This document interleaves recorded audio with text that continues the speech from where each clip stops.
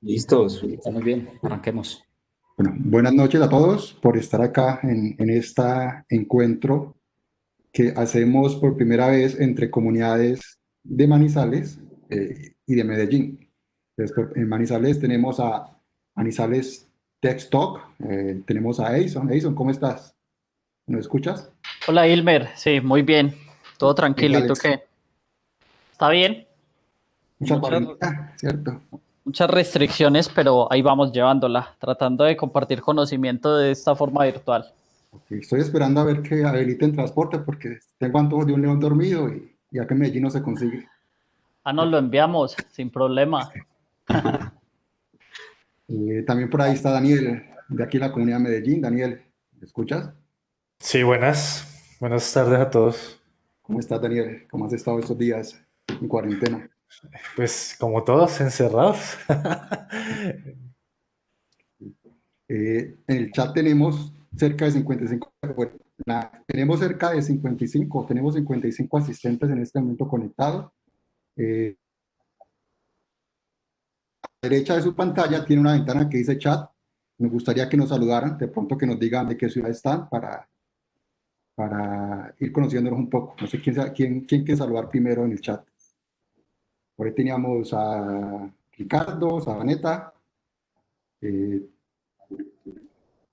¿quién más? ¿Quién más? Yo veo varios nombres conocidos que nos han acompañado en las reuniones presenciales. Aquí Eh, está Juan también. Molina, supongo que es Juan Esteban Molina, ¿cierto? O algún otro Juan Molina. Eh, Tenemos a alguien de Cali, o sea, que esa es la ventaja también de nuestro evento hoy en día, que podemos tener personas de diferentes partes del país, ¿cierto? Incluso pues esperemos a ver si se conecta alguien de fuera de Colombia. Eh, por Por otro lado aquí. tenemos a Santiago, que hace parte del equipo de Bancolombia. Santiago, ¿cómo estás? Muy bien, ¿y tú qué tal? ¿Cómo vas? No, acá pues cada vez más acostumbrado al trabajo de casa, ¿cierto? No sé usted si haya tenido la oportunidad de trabajar desde casa antes de esta nueva realidad, ¿cómo se ha sentido con este trabajo? Y también había tenido la oportunidad de trabajar, sin embargo, sí es un poco más abrumador trabajar todo el tiempo desde casa, pero ha sido una oportunidad chévere. Aprendí uno mucho. No, no es solo trabajo desde casa, ¿cierto? Es trabajo y vida desde casa, ¿cierto? Sí, total, pero ha sido una experiencia chévere, agradable. ¿Estás aquí en Medellín, Santiago? Sí, aquí en Medellín, aguantando calorcito, extrañando el frío de Manizales. Eres de Manizales también, ¿cierto? También, Perfecto. sí, así es. Igual que Daniel, pues, me refiero, ¿cierto? Daniel es de Manizales también, Daniel, Steven. Sí, Gilmer, así es, de Manizales. ¿Y estás aquí en Medellín en este momento? Sí, Quiero. también con ganas de volver a Manizales en estos días, pero bueno, por ahora creo que es mejor esperar. Ya en este momento estoy en Medellín. Hace unos 6 meses sin ir casi ya cerca de 6 meses sin ir a Manizales. Nos falta alguien de Pereira para completar el triángulo, el eje, ¿cierto? Porque Daniel Peláez es de Armenia, ¿cierto? Y hubiéramos tenido acá representación completa en el panel de las tres ciudades del eje cafetero. Bueno, entonces yo creo que sin más preámbulo, creo que ya es la oportunidad de darle el paso a Santiago García y a Daniel Steven Rico, ambos de la Vicepresidencia de Servicios de Tecnología de Bancolombia. Ellos nos van a compartir un proyecto que vienen trabajando en el banco, eh, que lo que queremos de esta charla es que se vea que no es un proyecto únicamente del banco, es un proyecto que el banco quiere poner a disposición de todas las comunidades y de todas las empresas, y también quieren invitar a que cualquiera de nosotros se que puede involucrar en este proyecto. Algunas reglas, tenemos un chat, tenemos una sesión de preguntas y respuestas, pueden utilizar para escribir. Por temas de tiempo vamos a dejar las preguntas hacia el final. Al final podrán hacer las preguntas o vía chat o vía audio si se animan a hablar. Entonces, Daniel y Steven, el público es todo suyo, todos ustedes, por favor, continúen como tienen dispuesto. Listo, Gil, muchas gracias. Bueno, muy buenas tardes a todos. Muchas gracias por estar acá. Creo que es muy gratificante ver tantas personas que asistieron o que están interesadas en escuchar un poco sobre lo que vamos a estar tratando hoy, que más que una charla esperamos sea una conversación, ¿cierto? Vamos a estar tocando algunos temas, pero al final esperamos mucha intervención de ustedes porque esto está alineado, como lo comentaba Gilmer, a pensar un poco en la comunidad open source y en cómo podemos contribuir a la dinámica de, de cambiar un poco, yo diría que el enfoque que solemos tener, pensaría que en este lado del mundo, y es muchas veces pensamos en convertirnos muy buenos en una tecnología, en aprender y ser los mejores en Spring, o ser los mejores en Node, si es lo que me gusta, o en temas de Python, pero creo que debemos empezar también a cuestionarnos un poco más sobre cómo dejamos o cómo complementamos lo que hacemos en no solo enfocarnos en usar tecnología, sino también enfocarnos en cómo podemos hacer y contribuir cada vez más a crear tecnología, a contribuir y a crear un poco más o a aportar en lo que estamos usando en nuestro día a día, ¿cierto? Si hoy usamos Spring o si hoy usamos otras herramientas, pues cómo ayudamos a contribuir y a que esa comunidad siga creciendo. La charla o el objetivo de este espacio es hablar sobre arquitectura limpia. Estamos en este espacio, Santiago García y yo. Para las personas que de pronto no me conozcan, mi nombre es Daniel Steven Rico Posada. Yo hago parte del equipo de ingeniería de Bancolombia. Actualmente trabajando en temas de sistemas distribuidos, de computación en nube, de arquitecturas reactivas y también trabajando un poco en temas de open source. Hoy el banco, en cuanto a temas de open source, tiene diferentes iniciativas de las que ya les vamos a contar un poco. Como ya lo veníamos hablando hace un rato, soy de Manizales. Llevo viviendo un par de años en Medellín, pero soy pues manizaleño y también quiero darle como el espacio a Santi para que se pueda presentar y ya demos como inicio a la charla. De una, Dani, gracias. Bueno, para las personas que no me conocen, mi nombre es Santiago, también hago parte del equipo de Bancolombia a través de una empresa llamada Bicisoft. Tengo misión en Bancolombia y apoyo la implementación de diferentes prácticas en los equipos de desarrollo, prácticas de ingeniería de software, para que las soluciones que construyamos pues se hagan de la mejor forma, ¿cierto? Básicamente eso es lo que puedo comentarles por ahora. Listo. Yo quería también aprovechar como un minuto para agradecerle a Gilmer y a John por la gestión y la logística del espacio, que finalmente entre ellos y Andrés, que también nos ayuda, Andrés Felipe, que también nos ayuda con todo el tema de gestión de este tipo de espacios del lado del banco, pues se ha podido dar como este espacio. Veo 74 personas conectadas. Creo que en el Q&A ahí algunas personas nos estaban saludando desde Manizales, desde la Universidad de Caldas, entonces pues un saludo para todos ellos. Les decía que Bancolombia está trabajando en una serie de iniciativas que están relacionadas a temas de open source y eso tiene un sentido. Creo que Bancolombia desde hace un buen tiempo viene usando open source, pero hace más o menos un año lo declaró dentro de su estrategia. Y eso creo que marca una diferencia porque es una entidad que tradicionalmente se ha enfocado o digamos que ha confiado en muchos de los software que probablemente eran licenciados o que la confianza iba más por el soporte que una herramienta me podía dar alrededor de una empresa o de un tercero. Ha volcado un poco su estrategia a pensar en que en realidad open source debe hacer parte de su estrategia. Y es por eso y es por eso que declaró, como les comentaba, hace más o menos un año, eh, que open source debía tener un factor o debía ser un factor importante de su día a día, desde varios puntos de vista. El primero de esos es, Bancolombia usa tecnología en diversas líneas, ¿cierto?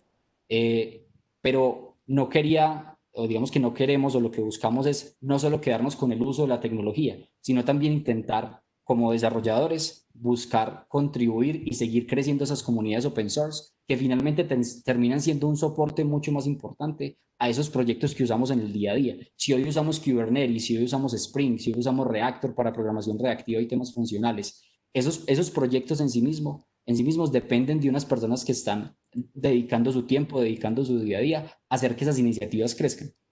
Y creo que cada vez deberíamos involucrarnos más en aportar y que desde Colombia, en este caso, podamos contribuir a esas iniciativas de las que tanto nos vemos beneficiados en el día a día. Hay dos iniciativas puntuales de las que quiero comentarles en la que se están trabajando. La primera de esas tiene que ver con Bancolombia Tech. Bancolombia Tech es un blog de Bancolombia público, un blog abierto, en donde estamos contando cómo hacemos las cosas, en donde estamos contando un poco si trabajamos o si encontramos algo a nivel de una decisión de arquitectura que nos fue útil, un tema de seguridad y su acercamiento a nivel de implementación que consideramos le puede servir a alguien más cuando se encuentre en un escenario como ese. Lo vamos a estar escribiendo en Bancolombia Tech. En este momento se pueden encontrar unos 20 o 22 artículos que están publicados. Debajo de este logo de Medium pueden encontrar el nombre y es medium.com/Bancolombia Tech. Hacemos 3 publicaciones al mes y estamos tratando diferentes temas relacionados a open source, relacionados a ingeniería de software, relacionados a cómo estamos trabajando hoy diferentes temas dentro del banco, ¿cierto? Entonces, eso es un poco como el objetivo del blog de Bancolombia. La otra línea en la que estamos trabajando es alrededor de proyectos open source. Esos proyectos open source, hoy Bancolombia tiene una organización dentro de GitHub en donde estamos buscando hacer varias cosas. Lo primero es contribuir, como les decía, a esos proyectos que nosotros estamos utilizando en nuestro día a día e intentar ver cómo los podemos mejorar, cómo podemos aportar a esas iniciativas open source desde el mismo tiempo que dedicamos de desarrollo en el banco. Y lo otro es ver qué hay al interior del banco que pueda serle útil a otras empresas, a otros desarrolladores y publicarlo sin ningún objetivo de lucro ni nada por el estilo. Publicarlo open source con la licencia open source más permisiva posible, en donde lo que buscamos es crear comunidad, contribuir un poco con lo que creemos que desde el interior le puede servir a otras personas y que otras personas se unan a esa iniciativa para que podamos seguir creciendo estos proyectos. Hasta el momento tenemos 6 proyectos open source publicados. Uno de esos tiene que ver con un analizador de rendimiento. Ese analizador de rendimiento lo que busca es revisar cuáles son los puntos de degradación de una aplicación a medida que aumenta la concurrencia. Así, en resumen, lo que busca es, yo tengo una aplicación y tengo un requerimiento que busca que mi aplicación soporte 1000 transacciones por segundo. Esa herramienta me va a permitir hacer pruebas e identificar en qué cantidad de usuarios y dando una respuesta de cuántas transacciones por segundo, mi aplicación va a empezar a degradarse y definitivamente tengo que tener alguna estrategia de escalamiento. Ahora, el plugin, tenemos otro que es Secrets Manager, que es una abstracción para manejar secretos de las aplicaciones externos a estas mismas y que puedan usar diferentes servicios de diferentes nubes para ese propósito. Tenemos Reactive Commons, es una librería en la que estamos contribuyendo constantemente y que tiene el objetivo de crear una abstracción y facilitar algunos componentes que se vuelven repetitivos cuando estamos haciendo programación reactiva, haciendo comunicación de componentes basados en patrones asíncronos y cosas de ese estilo. Tenemos un plugin para ejecución de pruebas en paralelo usando Serenity. Tenemos un proyecto para codificación en base 64 con una interfaz en Elixir.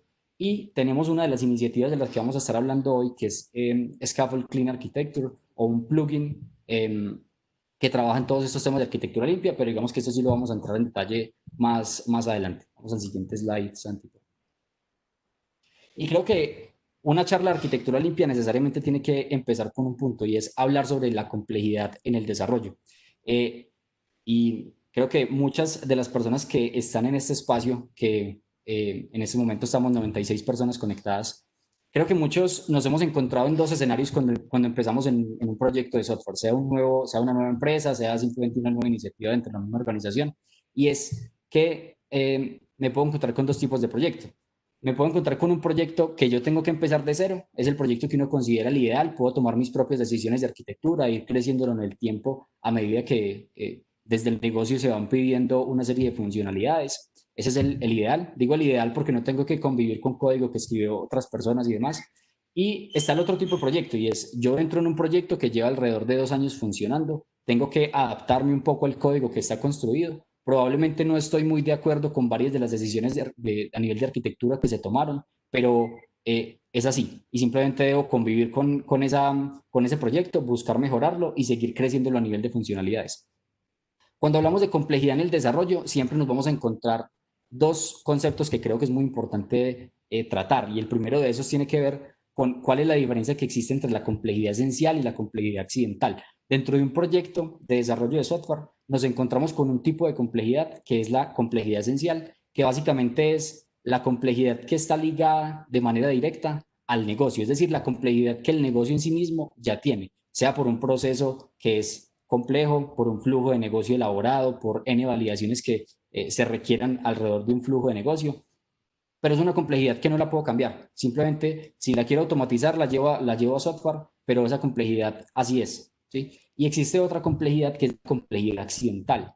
Cuando hablamos de complejidad accidental, hablamos de esa complejidad en la que yo sí tengo una incidencia importante, y es la complejidad accidental va a ser mayor o va a ser menor dependiendo de las decisiones tecnológicas que yo tome. ¿Qué framework voy a usar? ¿Qué tipo de arquitectura aplicativa voy a utilizar? ¿Cuántas capas voy a manejar? ¿Cómo manejo mis dependencias? ¿Creo un acoplamiento fuerte, un acoplamiento débil?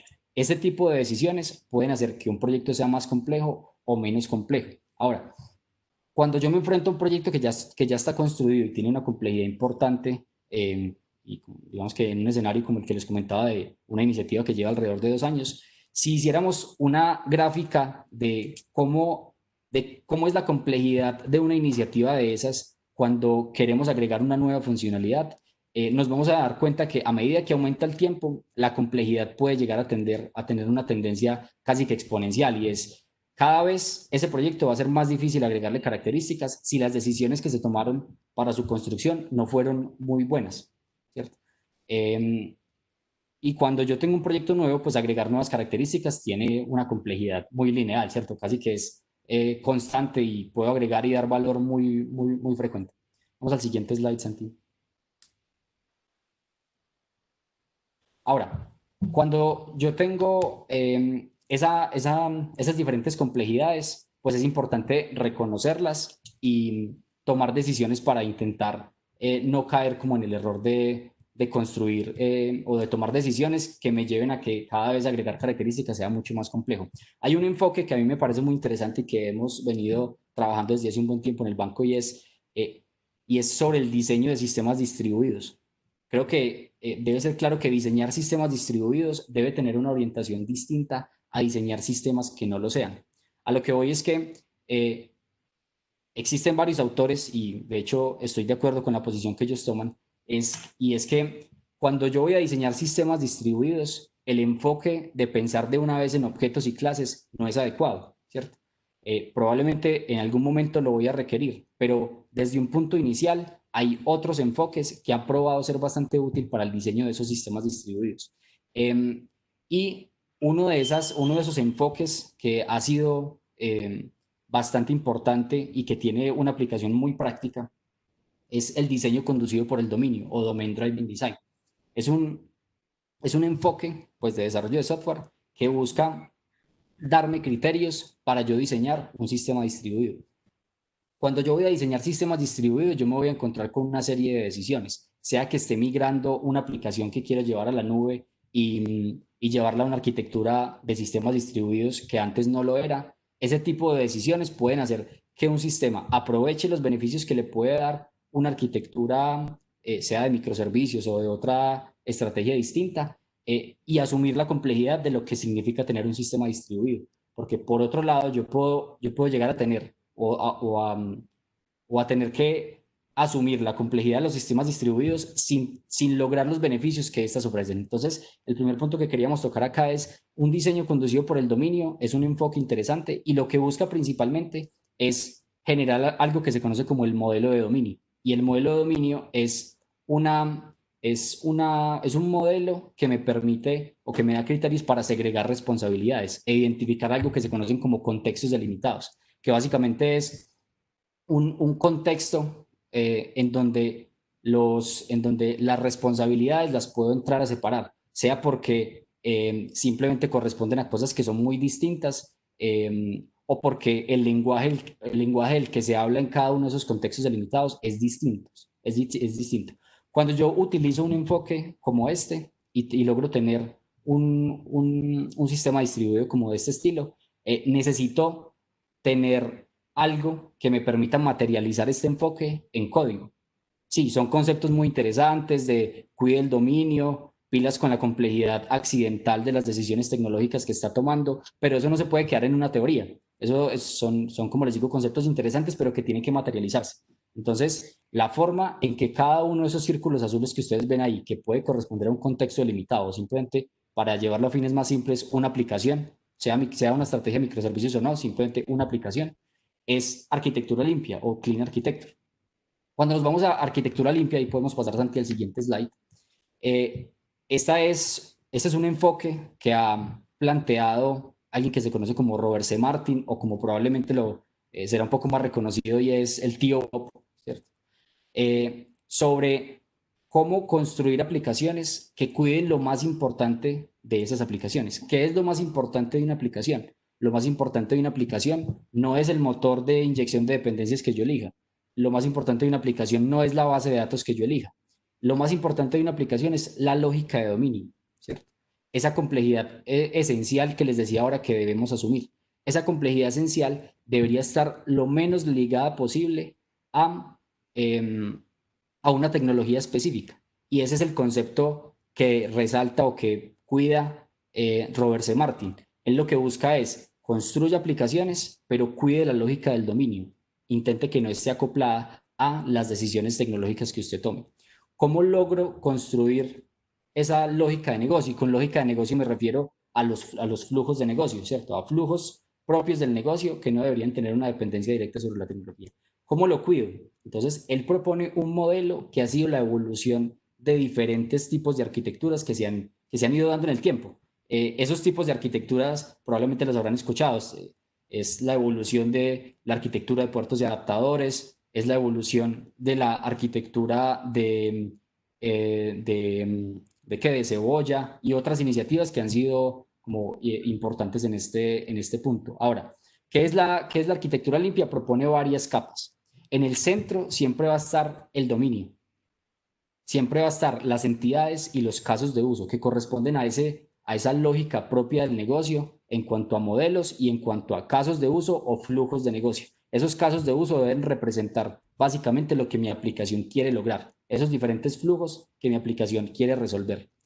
De ahí en adelante vienen varias capas que, que buscan agregar o digamos que ser cada vez más específico sobre las decisiones tecnológicas que se toman. Es decir, a medida que yo me voy saliendo del centro, voy a encontrar menos lógica de negocio y más decisiones a nivel de tecnología, ¿sí? Entonces ahí es donde me voy a empezar a encontrar que necesito unos controladores para exponer servicios REST, necesito tener unos temas de suscripción a colas de mensajería, necesito tener unas salidas a bases de datos relacionales o no relacionales, y de ahí en adelante cada vez se van dando esas decisiones mucho más cercanas a la tecnología, mucho más lejos del negocio. Ahora hay una cosa importante, y es que miren que ese diagrama que ustedes pueden ver acá tiene unas flechas, y esas flechas tienen un sentido. Esas flechas miren que siempre van desde afuera hacia adentro. Eso, desde un punto de vista teórico y práctico, a la hora de llevarlo al código, tiene una implicación importante, y es las capas externas siempre deben depender de las capas internas, ¿sí? La tecnología puede hacer que dependa del negocio, pero la idea es que no se dé al contrario. La idea es que el negocio no dependa de la tecnología. Y eso es lo que significan esas líneas que ustedes pueden ver en el centro, que van desde esa capa azul hasta esa capa amarilla. Listo. Entonces, vamos al siguiente slide, Santi, por favor. Les decía que todos estos conceptos son muy interesantes y probablemente varios de ustedes o muchos de ustedes ya los habrán escuchado y dirán, bueno, sí, es los principios que plantea arquitectura limpia y que probablemente en otros espacios ya han escuchado. ¿Qué cambia y qué queremos hacer como distinto en este espacio? Es buscar que esos conceptos que son supremamente interesantes, porque de hecho el que quiera leerse el libro de Robert C. Martin es bastante interesante y da una visión mucho más amplia del objetivo de todo este tema, pero es cómo esos conceptos tan interesantes los llevamos a la práctica, los materializamos y los vemos listos en código, ¿cierto? ¿Cómo manejo esas dependencias? ¿Qué tipos de capas debería tener? ¿Cómo estructuro mi proyecto? Y eso es lo que busca este siguiente diagrama que les estoy mostrando acá. Esta es básicamente la representación un poco más cercana a la práctica o a la implementación de lo que Robert C. Martin comentaba en el diagrama un poco más teórico, en ese espacio o en ese diagrama circular. Tenemos una capa en el centro, que es el dominio, es la capa verde que ustedes ven en ese centro, ese verde claro. Ese verde claro, miren que tiene dos componentes. Esos dos componentes que básicamente van a terminar siendo subproyectos. En este caso, si lo vemos en el marco de Java y del plugin que estamos proponiendo, pues van a ser subproyectos Gradle, ¿cierto? Pero estamos hablando de entidades y de casos de uso dentro de este marco del dominio.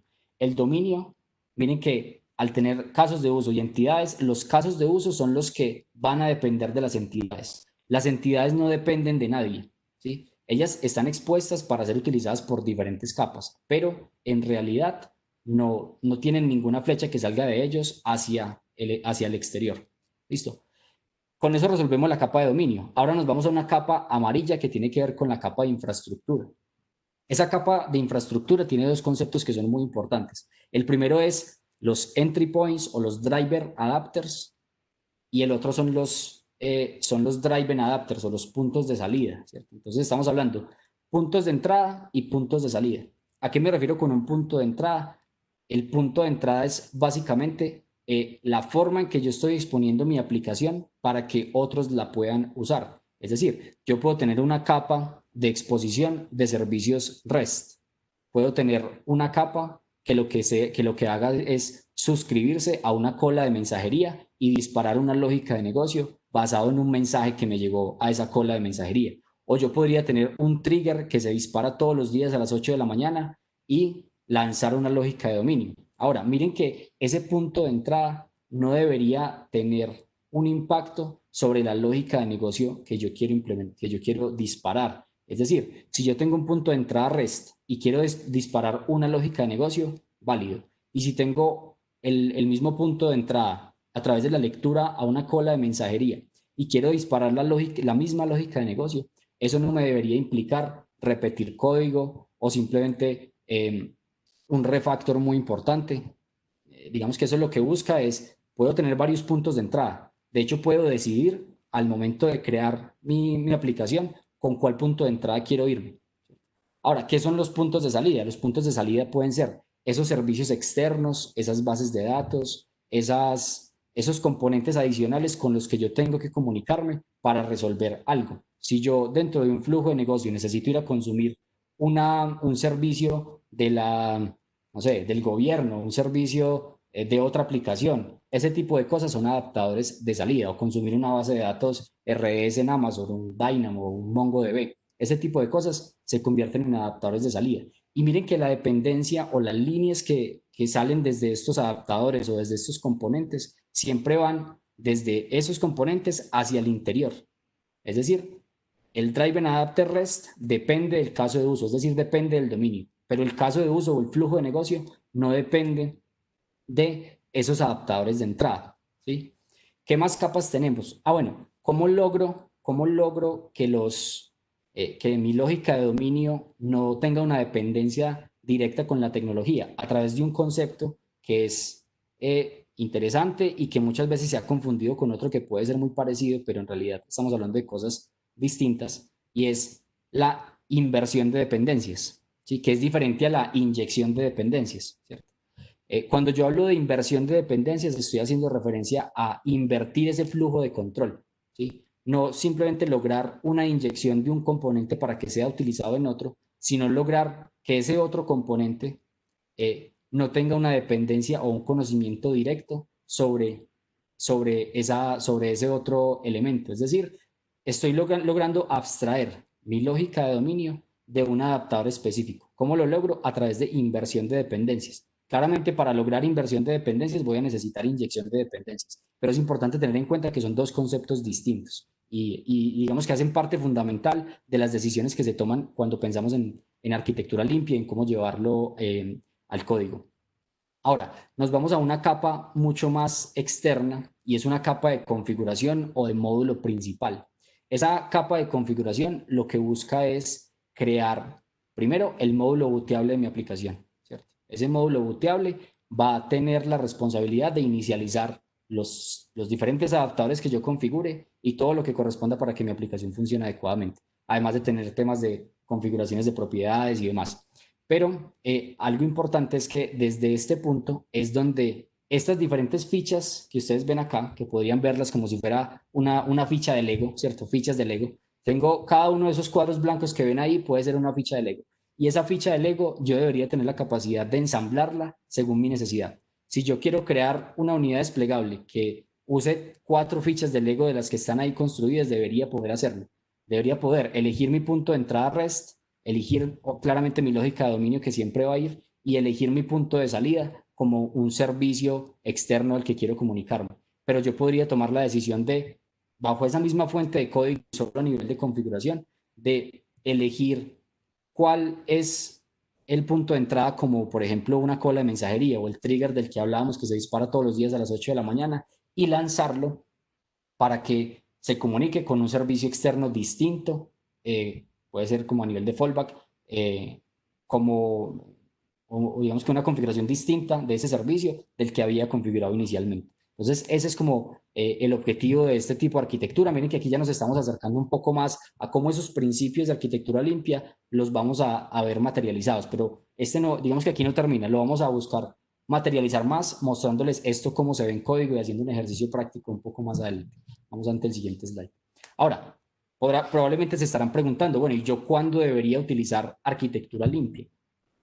La arquitectura limpia es un enfoque creo que es bastante útil en muchos escenarios. No quiere decir que siempre lo tengan que usar para todo y que sea la bala de plata que utilicen para todos los tipos de proyectos que creen, pero sí hemos visto, y esto lo digo por el desarrollo que estamos haciendo hoy en el banco, que hay muchos proyectos que se benefician de este tipo de enfoque, que es un enfoque que hoy se utiliza al interior del banco con todos estos conceptos que hoy les estamos contando. Entonces, ¿cuándo debería yo utilizar arquitectura limpia? Cuando tengo diferentes puntos de entrada.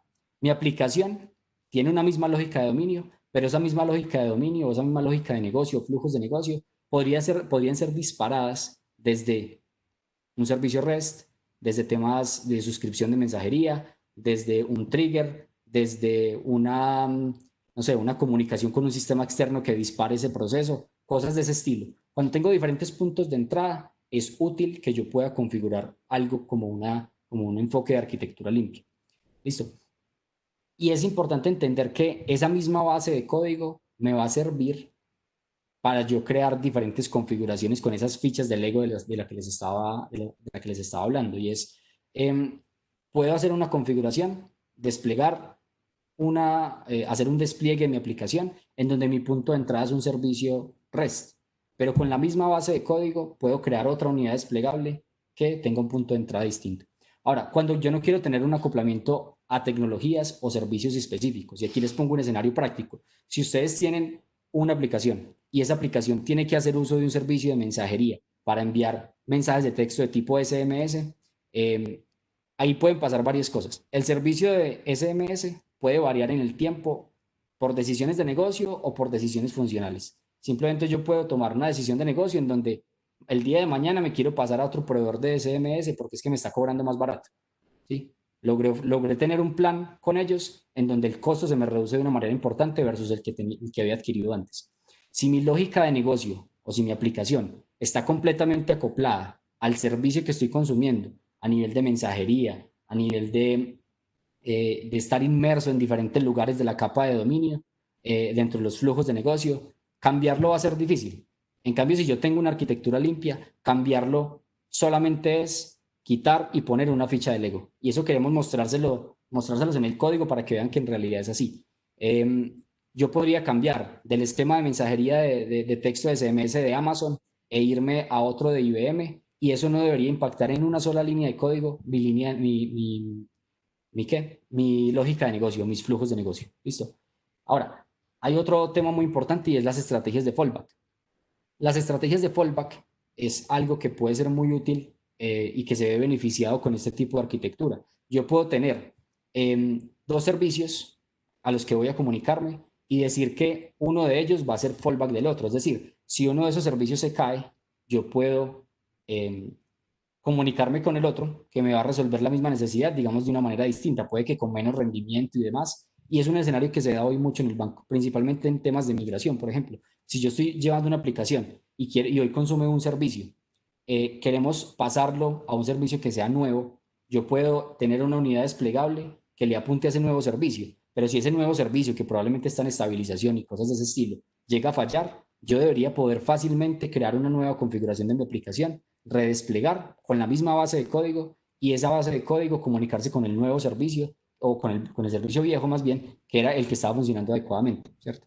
Y esas decisiones pues son bastante útiles y hoy las vivimos pues en el banco. Entonces creo que es importante también como resaltarlas. Ese fallback puede manejarse de diferentes formas, sea con eso que les estoy comentando, o pensemos en aplicaciones que tienen configuraciones distintas y que su estrategia de fallback está más a nivel de infraestructura, a nivel de si uno de mis aplicaciones está fallando, si una de las unidades desplegables que tengo configurada está fallando, entonces que a nivel del enrutamiento dejen de llevarse peticiones a esa unidad desplegable y se lleven las peticiones a la otra que tiene una configuración distinta. Y eso se hace con la misma base de código y solamente configuraciones distintas a nivel de infraestructura. Cuando yo quiero tener lógica de negocio sin complejidad accidental, si yo quiero tener una lógica de negocio lo más limpia posible y poder variar las cosas en el tiempo, poder variar que hoy uso mi punto de entrada con servicios REST de Spring MVC o que quiero llegar a cambiarlo a otro tipo de framework con el que quiero exponer mis servicios REST o a otra cola de mensajería distinta, cosas de ese estilo, no deberían de impactar de manera tan directa la lógica de negocio. Y básicamente, en resumen, es cuando tenga una existencia de diferentes adaptadores. Si yo tengo diferentes adaptadores, tanto de salida o de puntos de entrada, es donde arquitectura limpia tiene su mayor potencial. Entonces, creo que es importante tenerlo en cuenta a la hora de pensar, bueno, ¿y yo cuándo debo usar arquitectura limpia? Listo. Vamos, Santi, listo. Aquí, como les decía, la idea es continuar dándole un poco más de cercanía a estos conceptos del lado del código, ¿cierto? ¿Cómo se ven estos conceptos en la práctica? Entonces, Santi ya nos va a empezar a comentar en qué consiste esta herramienta open source, que se los digo como desde este momento antes de empezar esa parte práctica. Espero que muchos de ustedes se involucren, que vean la utilidad o que vean en esta herramienta la utilidad que nosotros vemos y que estamos usando hoy en el banco. Este es un plugin que se usa hoy para generar las estructuras bases de los proyectos, de diferentes iniciativas que están naciendo hoy en el banco y que tienen una orientación principalmente a temas de nube y demás. Entonces, le doy el paso a Santi, que nos va a contar un poco sobre esta herramienta open source. Como les digo, espero que se involucren, que contribuyan, que nos regalen estrellas en GitHub para ayudar a que este proyecto open source sea cada vez más grande y que le pueda ser de utilidad a más personas con una comunidad un poco más amplia que la que existe hoy. Listo, Dani. Muchas gracias. Aprovecho y comento que ya somos 116 personas que estamos en la charla. Las personas que vayan teniendo dudas, inquietudes, las pueden ir dejando en el chat para responderlas al final de la charla. Bueno, como lo comentaba Dani, son 6 iniciativas que tenemos a nivel banco open source. Vamos a tocar hoy pues la herramienta de Scaffold de Clean Architecture. Pueden encontrarla acá. Voy a terminar la presentación y les comparto ya el repositorio. Bueno, aquí pueden encontrar la organización, pueden encontrar en sí el plugin como Scaffold Clean Architecture. Van a ver que somos varias personas contribuyendo en este plugin, no solo somos 2 personas, por eso pueden ver más panelistas en este momento que pueden responder sus inquietudes. Ustedes mismos podrían contribuir, podrían ayudar a generar nuevas funcionalidades, podrían sugerir nuevas cosas que pueda hacer el plugin, que ustedes vean que realmente podría aportar valor y que podría agilizar en el desarrollo de software. Bueno, Santiago, claro, si, dime. si le puedes subir un poco de resolución al browser, Perfecto. Ahí está mejor. yo creo que es un poquito más para que, creo Ahí. que sí, mucho mejor, gracias. Listo, perfecto. Bueno, acá pueden poner sus issues, todas las recomendaciones o nuevas funcionalidades que consideran las pueden añadir acá. Y para contribuir, pues aquí está toda la guía que podemos seguir para participar del proyecto. Bueno, ¿cómo lo usamos? Los invito a que hagamos el ejercicio. La idea es que tenemos un espacio de 30 minutos aproximadamente para hacer un ejercicio práctico de llevar Clean Architecture a un proyecto real, ¿vale? Entonces, simplemente entran al GitHub, se copian esta instrucción nosotros, pues en este caso, me voy a crear una carpeta en el escritorio. mkdir, pongámosle esto dojo. Voy a entrar a la carpeta y vamos a crear un archivo. En este caso voy a crear un archivo build.gradle que me va a permitir utilizar el plugin como tal. Debemos tener Gradle obviamente en la máquina, debemos tener Java instalado para poder hacer uso del plugin. En este caso vamos a modificar pues el archivo y vamos a añadir las líneas que acabamos de copiar, ¿cierto?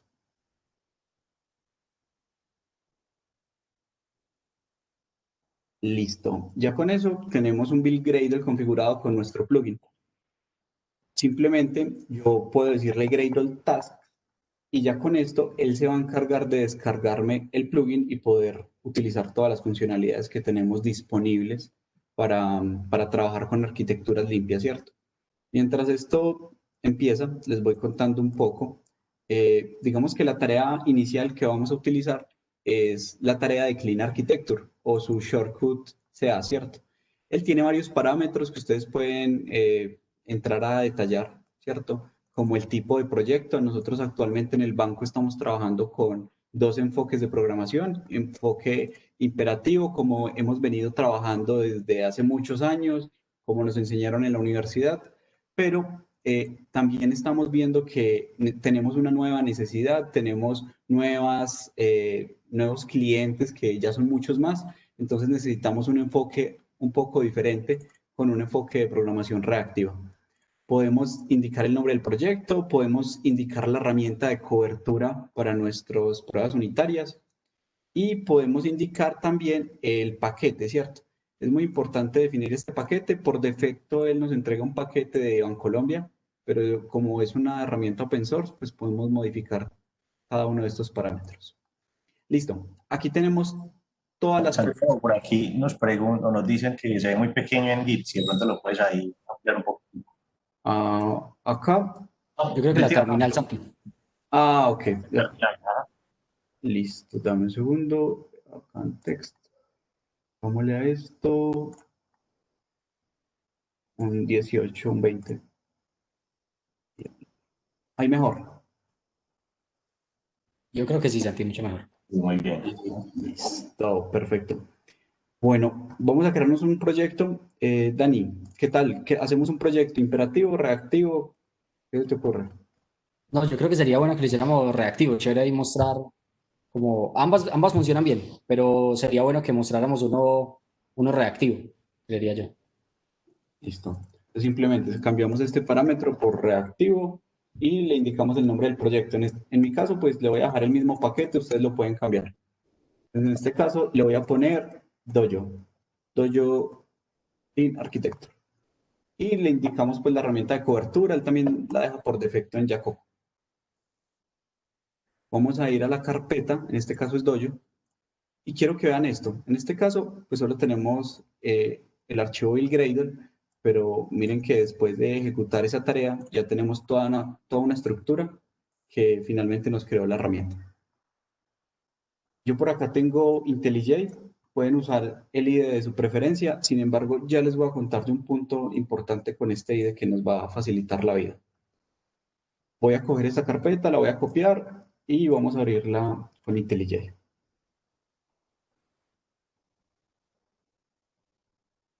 Listo, él va a empezar a importar lo que está especificado en el el build.gradle, perdón, y vamos a ver la estructura del proyecto. Si ustedes usan un IDE diferente, resulta que a nivel de... Me sacó un error, déjenme valido acá las preferencias de Gradle. Settings, por aquí build, tools, Gradle, y aquí voy a ponerle el Gradle. Me sacó este error, pero es por donde tengo Gradle instalado en mi máquina. Listo. Entonces, si ustedes abren este proyecto con otro IDE como Eclipse o Spring Tool Suite, les va a generar una estructura igual. Sin embargo, van a verla en el IDE de una forma diferente. Resulta que esta herramienta que nosotros desarrollamos hace una separación fuerte a nivel de las diferentes capas que les estuvo comentando ahora Dani. La capa de infraestructura, la capa de dominio, la capa de configuración. Nosotros la estamos separando de una forma fuerte. ¿Cómo se hace esa separación? A través de subproyectos. Entonces, cada uno de esos subproyectos nos lo estaría mostrando como un proyecto aparte. Digamos que con la vista de IntelliJ nos facilita un poco ese tema. Bueno, acá ya me importó mi proyecto, sin problemas. Vamos a ver el README.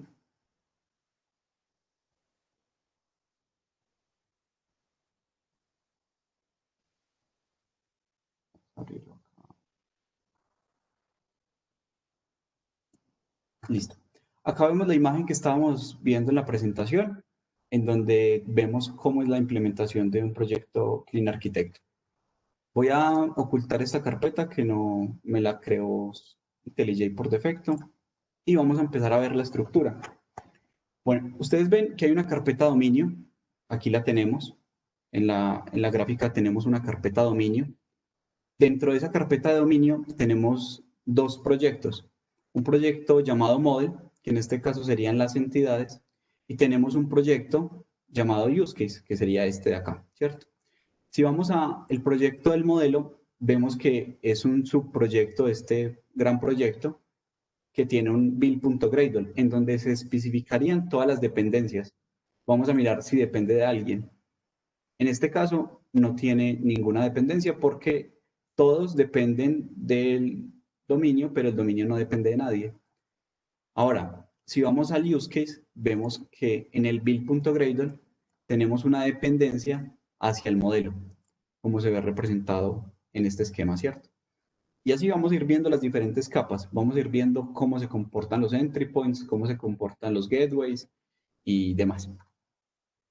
Bueno, ya creamos el proyecto, nos crea esta misma estructura que tenemos acá. Bueno, me faltaron mencionar otras carpetas. Entonces tenemos una carpeta llamada deployment.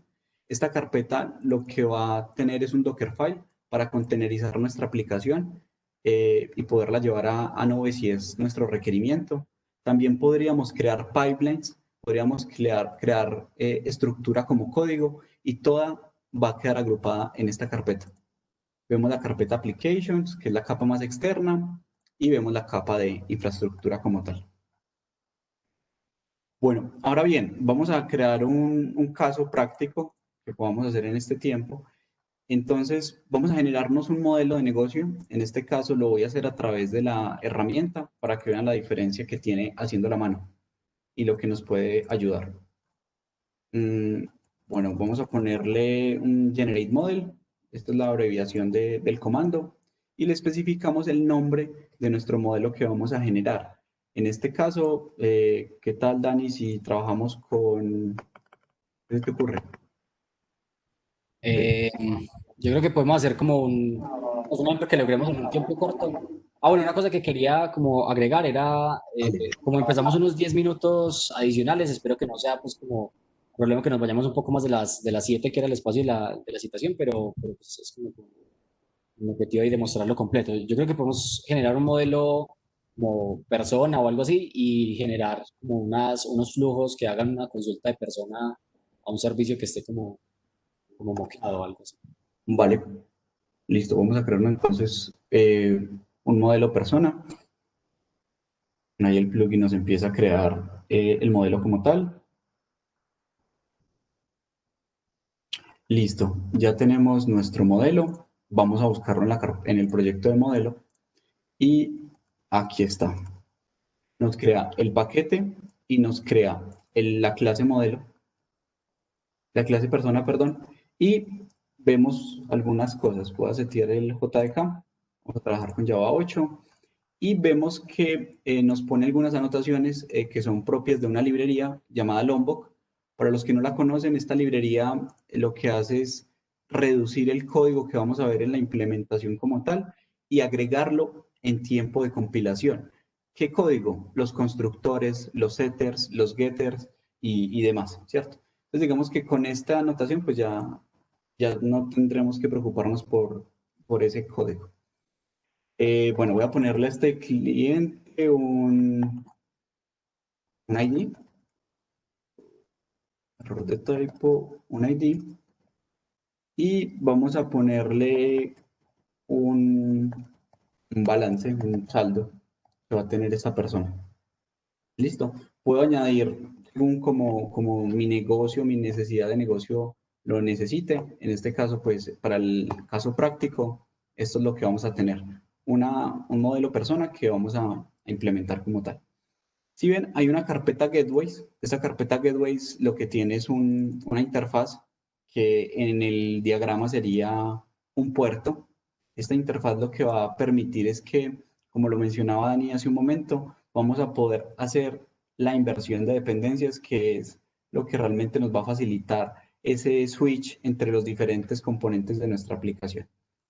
Entonces, en este Person Repository, o así es como por defecto se pone el nombre, pero yo podría indicarle algo diferente, ¿cierto? Podría indicar que es un servicio, podría indicar que es un repositorio, como lo está haciendo en este caso. Podría Podría ser indicar, también que por temas de tiempo no lo hagamos con una conexión a base de datos, sino que lo hagamos con una conexión a un servicio externo, simulando como un mock a un servicio externo. Entonces podríamos cambiarle la interfaz a que no sea es, repository, sino un person service, o que sigue siendo una abstracción. Miren que aquí una cosa importante es que en las capas de dominios, en las capas de dominio no hablamos de una tecnología en específico todavía. así es. Aquí no estamos hablando de ninguna implementación en concreto. Bueno, voy a definir uno o dos contratos. En este caso le voy a decir que me dé un mono. En este caso, como estamos trabajando con programación reactiva, pues hablamos de monos y de flux, pero pues no, si no lo conocen, no hay problema. Es simplemente un empaquetado a nuestra entidad, que en este caso sería una persona. Y le vamos a decir get balance o get person, no sé, algo así. Y esto recibe un ID. ¿Sí? Y podríamos decir que nos va a devolver, podríamos copiarnos esta firma y obtener el balance, por ejemplo. Get balance de un ID, y en este caso pues le decimos que esto es un float como tal, ¿cierto? No me acuerdo cómo le definí el balance. Ah, bueno, aquí lo definí como string, démosle que esto es un float. Listo, ¿qué tenemos hasta ahora? Pues tenemos un modelo persona, y tenemos un contrato con dos firmas, getPerson y getBalance, que básicamente nos devuelven la persona y el saldo pues, de la persona. Santiago, ¿nos Sí, ayudas con la fuente de IntelliJ, por favor? Está un poco claro que sí, pequeña. claro que sí. Font, ponle- Si tienen modo de presentador, también. También funciona, ese no sé cómo ponerlo.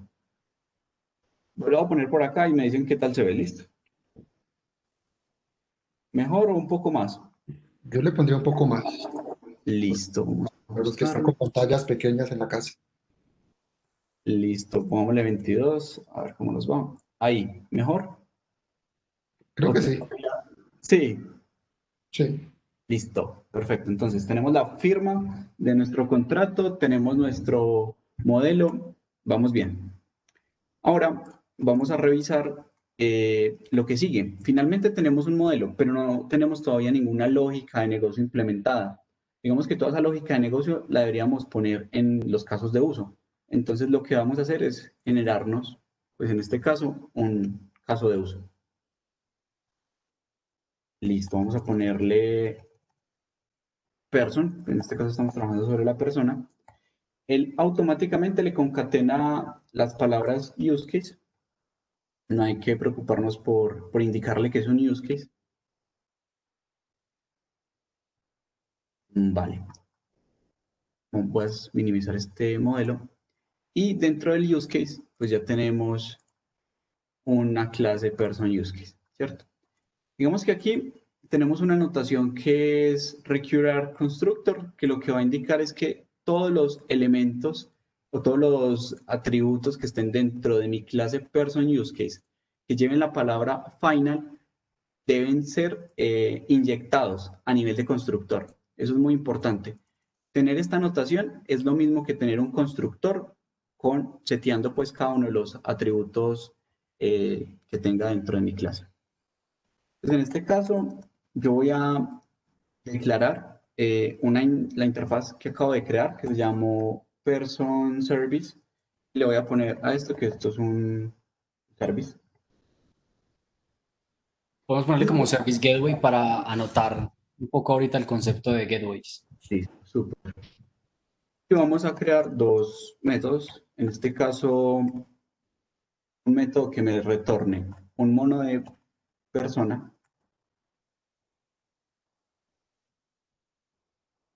Pero el ID así grande es todo charro. Bueno, aquí démosle getPerson y ¿qué recibe? Pues recibe el ID de la persona. Y aquí ¿qué retorna? Pues lo que nos devuelva el Service Gateway, ¿cierto? Y le paso el ID que le llegó. Mire que hasta este punto, no sé, estamos hablando de obtener la persona en un servicio externo, pero no estamos hablando todavía de ese servicio que va a hacer. Escucho como un retorno, creo que ya. Estamos diciendo que vamos a obtener la persona contra un servicio, pero no estamos diciendo todavía ese servicio qué va a hacer, ¿cierto? Si va a ser ir digamos que a una base de datos o si simplemente ir a otro servicio externo. Eso creo que es importante resaltar. Sí, eso es muy importante, Dani. Y digamos que aquí no tenemos ninguna implementación concreta. Acá simplemente llamamos una interfaz que nos va a devolver una persona. Listo. Sin necesitar inyectar más lógica, pues aquí la debería inyectar. En este caso, por ser programación reactiva, pues debería definir todo el flujo que necesita mi solución como tal. Digamos Es decir, qué pena Santi, lo interrumpo ahí. Es decir, que en este punto de casos de uso estaríamos hablando de si ustedes deben consultar a una persona, luego hacer un mapeo a otro objeto distinto, ir a consumir otro servicio externo, ir a comunicarse con la base de datos. Ese sería un flujo que estaría construido a este nivel. Digamos que el uso de programación reactiva facilita mucho la construcción de estos flujos, pero igual, si fuera programación operativa, pues no hay problema. Los flujos se van a poder construir y van a este mismo nivel. así es. Digamos que aquí ya tenemos nuestro caso de uso construido, el cual va a retornarme un mono de una persona o una persona y un balance, ¿cierto? Digamos que hasta este punto no tenemos ningún punto de entrada a nuestra aplicación, solo tenemos la lógica, pero necesitamos entrar a nuestra aplicación de uno de los N métodos que podemos exponer, ¿cierto? Digamos que nosotros a nivel de la herramienta que también les comentamos, podemos definir cómo queremos hacer ese punto de entrada a nuestra aplicación. Es más, nosotros hoy tenemos dos implementaciones ya listas para que ustedes las llamen y él automáticamente les crea toda la implementación, ya sea a través de un REST MVC o un Webflux para la programación reactiva. Podríamos añadir más. Ustedes son bienvenidos a que creen nuevos entry points al plugin como tal. O si no está, pues pueden crear un entry point genérico y ya realizar pues, la implementación concreta. En este caso, voy a crearme una implementación de Webflux, un entry point. Entonces voy a copiarme este código, lo voy a pegar en mi terminal para limpiarla. Y aquí, donde dice type, pues pongo Webflux. Cuando él termine, nos va a crear entonces un subproyecto dentro de la carpeta infrastructure. Aquí lo vamos a ver, carpeta infrastructure. Aquí vemos que tenemos driven adapters, que serían los puntos de salida de nuestra aplicación, y los entry points, que serían los puntos de entrada. En este caso, tenemos Reactive Web. Voy a importar Gradle para que me tome el subproyecto y vemos las implementaciones que tiene, las dependencias que tiene. En este caso, el entry point, el punto de entrada, depende tanto de mi lógica de negocio definida en el use case, depende del modelo, y miren que aquí ya lo estamos contaminando. Cuando digo contaminando es que le estamos añadiendo una tecnología, una complejidad accidental. Complejidad accidental porque necesitamos exponer nuestra aplicación puntualmente, ¿cierto? En este caso, a través de Webflux. Listo. Digamos que ahí está, bueno, está tomando las dependencias, por eso si lo abrimos, aún no me reconoce las clases. Miren que seguimos todavía con el stack reactivo de Spring, ¿cierto? Digamos que aquí, como Santi ya lo ha resaltado, podríamos estar usando el Spring MVC para exponer los servicios REST, pero en este caso estamos más por el lado del stack reactivo con el caso de Webflux. Así es. Voy a abrir nuevamente el README, en donde vemos que los puntos de entrada de nuestra aplicación están implementando o están haciendo uso de los casos de uso, ¿cierto? Sonó raro, pero los entry points están haciendo uso de las definiciones de nuestra lógica de negocio definidas dentro de los use cases. ¿Listo? Veámoslo en código. En este caso, tenemos esta clase API REST que tiene las anotaciones de REST Controller. Vamos a exponer a través de este path API. Y miren que el plugin ya nos da algunas indicaciones como qué debemos hacer. En este caso, tenemos un comentario que lo voy a quitar. En este caso, me está diciendo que yo tengo un caso de uso. En este caso, claro, no encuentra my use case porque así no se llama. Se llama person use case. Person use case. Miren Y que ya estos tenemos. ejemplos se los va dejando el mismo plugin, ¿cierto? El mismo plugin les va dejando algunas zonas comentadas para que ustedes puedan reemplazarlo, dependiendo ya de lo que se vaya implementando en el camino. Así es. Entonces miren que ya tenemos un use case, que en este caso pues vamos a sobreescribir este método. En este caso es, no sé, voy a decirle getPerson a través de person y le voy a decir, lo voy a llamar es el use case como tal, ¿cierto? Aquí lo voy a llamar y vamos a ver los métodos que está implementando este use case, que sería un getPerson. Acá pues le voy a poner que le entre por parámetro el ID. Sería a través de un path variable, un ID, y este ID se lo vamos a pasar a esta persona. En este caso, claro, me está sacando un error porque él me está retornando un mono de una persona, no un mono de un string. En este caso, le voy a decir que esto es un mono de una persona.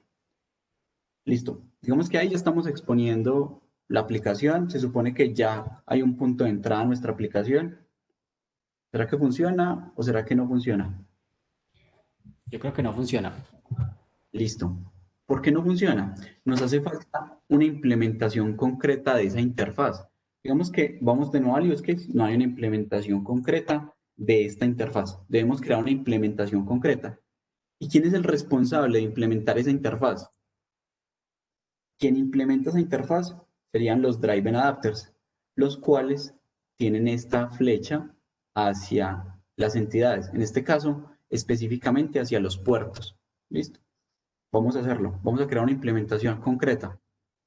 En este caso, volvemos al plugin. El plugin nos ofrece una opción y es generar diferentes driven adapters. Al día de hoy tenemos la implementación de JPA, de MongoDB, tenemos una implementación de Async Event Bus, pero si no está, pues usamos el driven adapter genérico.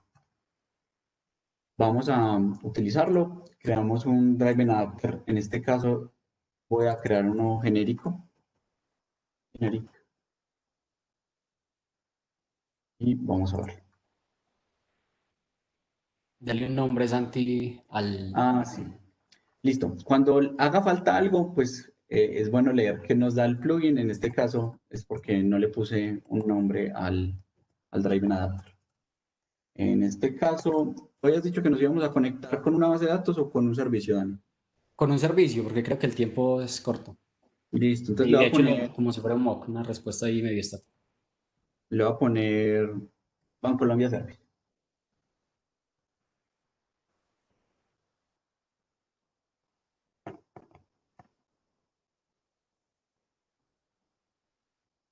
Listo. Nos vamos entonces en este caso para los Driven Adapters. Lo mismo hay que importar nuestro nuevo proyecto.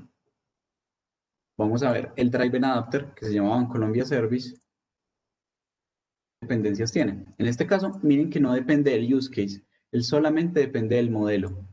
Y en este caso, solo tiene otra dependencia que es el contexto de Spring. ¿Por qué depende del contexto de Spring? Porque Spring en este caso va a ser nuestro framework de inyección de dependencias. Es el que nos va a permitir hacer como tal la inyección de dependencias, que lo necesitamos para poder dar la inversión de dependencias, que como lo mencionó Dani, son conceptos diferentes. Listo, entonces vamos a nuestro Bancolombia Service. En este caso, pues solo tengo el paquete. En este caso, vamos a crearnos una nueva clase, voy a poner, no sé, API Service. Listo. Y acá, pues debemos implementar como tal la lógica de la firma que definimos en nuestro contrato. ¿Que cómo se llamó esa interfaz o ese puerto? Person Service, en donde vamos a implementar estos dos métodos que definimos.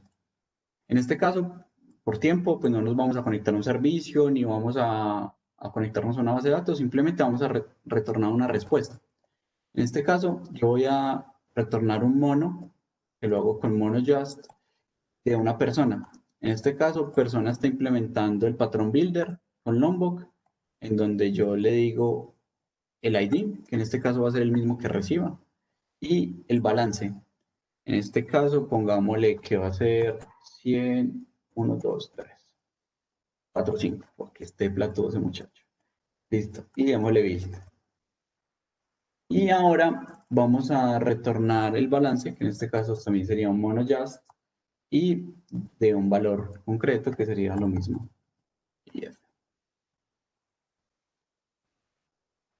Listo, tenemos una implementación de un Driven Adapter, tenemos un entry point, tenemos absolutamente todo. Bueno, algo que quiero mostrarles es que el plugin también añade automáticamente dentro de settings.gradle toda esta configuración para que efectivamente el proyecto global encuentre estos diferentes subproyectos, como lo ha sido el modelo, el caso de uso, el punto de entrada y en este caso nuestro Driven Adapter. Listo, tenemos entonces esto. Yo creo que ya funciona nuestra aplicación, ¿o no, Dani? ¿Qué dices? Yo creo que ejecutémosla. Yo creo que nos faltan cosas, pero dejemos que ¿Qué falle. falla? Listo. Entonces, en el README tenemos la capa de configuración. Ya vemos toda esta capa interna. La capa de configuración es la encargada de crear ese artefacto que estamos definiendo. En este caso, pues nos vamos a la capa de aplicación, app service. Vamos a ver el build.gradle. Para mí eso es el más importante. Miren que aquí este build.gradle está implementando todas las otras capas. El modelo, el use case, el driven adapter y el entry point. Y obviamente pues tiene Spring Boot para la inyección de dependencias. Vamos a correr este proyecto, el main application, y vamos a ver qué pasa. Él cuando empieza va a empezar a construir los diferentes subproyectos antes de darnos pues un resultado final. Una Que es cosa lo que importante también es que el plugin les deja lista la configuración para los reportes de Jacoco, teniendo en cuenta que es un multiproyecto Gradle que en teoría generaría cada uno su propio reporte de cobertura de pruebas. Ya que ya viene con los scripts listos para que se puedan integrarlos en los reportes, se genere pues uno solo. así es. Miren que aquí ya estamos construyendo el modelo, Bancolombia Service, el use case, el entry point y ya está construyendo la última capa que sería la de app service. Listo. Ahí ya levantó el contexto de Spring y falló. Resulta que está fallando a nivel del API REST, o sea, de nuestro punto de entrada, porque le hace falta un bin. Ese bin es de tipo use case, person use case. Volvamos a retomar. Tengo mi API REST en donde estoy usando este use case, ¿cierto? Pero lo estoy usando, pero ¿quién me lo está entregando? Sabemos que este Olar constructor significa lo mismo que tener mi constructor. La inyección se está haciendo a través de constructor, pero nadie me está creando este use case. Yo no tengo en ninguna parte un new person use case, ¿cierto? En este caso, pues tenemos que definirlo a nivel de la capa de configuración. Tenemos que construir nuestro use case en la capa de configuración. Por eso, acá se hacen todo ese tipo de configuraciones. Incluso el plugin nos entrega esta carpeta config. Yo acá simplemente le digo new, le digo acá Java class y acá le defino un, no sé, use case config. Use case config. Listo. Acá le ponemos la notación de configuration para que el contexto ¿es configuration o configurable? Configuration, ¿cierto, Dani? Configuration. Listo. Y acá, para que el contexto de Spring lo reconozca, y vamos a crear un bin. Ese bin nos va a retornar un use case como tal, ¿cierto? Entonces acá vamos a decirle person use case y digámosle que get person use case.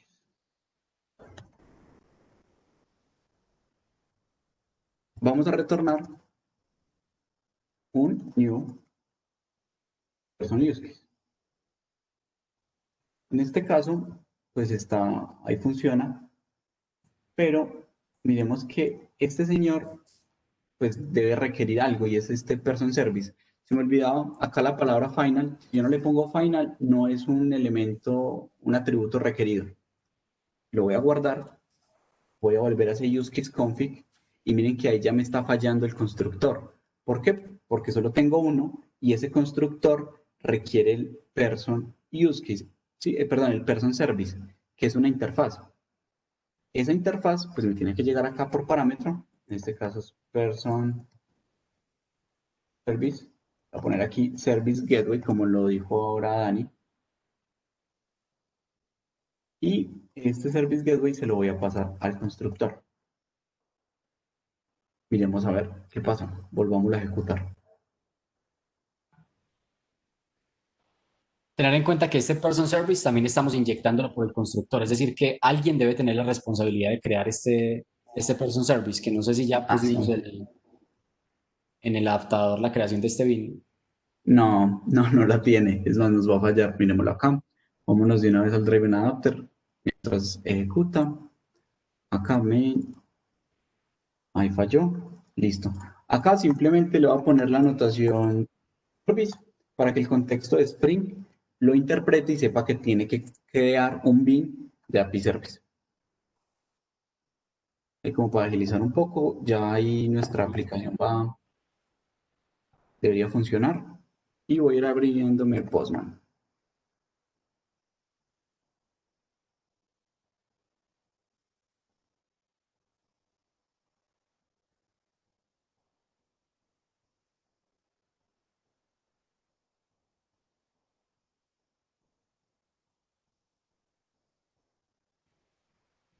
Ya con esta prueba vamos a ir cerrando para ya dar como algo de espacio a preguntas, que veo que hay una pues, muy interesante en el chat.